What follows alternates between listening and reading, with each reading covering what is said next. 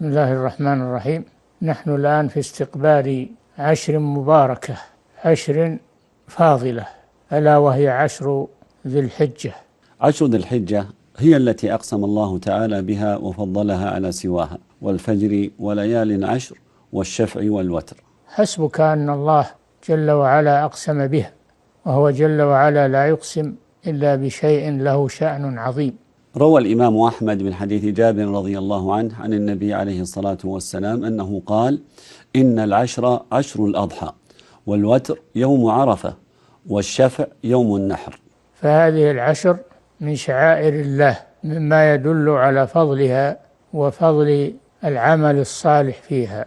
ولا شك أن تعظيم الأزمنة الفاضلة من تعظيم شعائر الله تعالى، وذلك دليل على التقوى، كما قال تعالى: ذلك ومن يعظم شعائر الله فإنها من تقوى القلوب. الشعائر تكون زمانية وتكون مكانية، فالشعائر الزمانية مثل عشر ذي الحجة.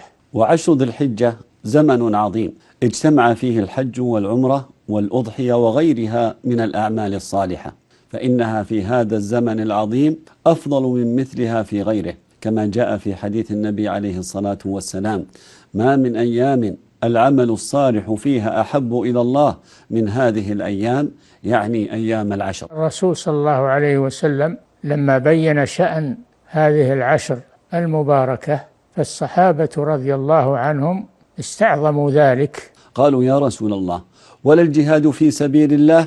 قال: ولا الجهاد في سبيل الله إلا رجل خرج بنفسه وماله فلم يرجع من ذلك بشيء. وهذا فضل عظيم لهذه العشر.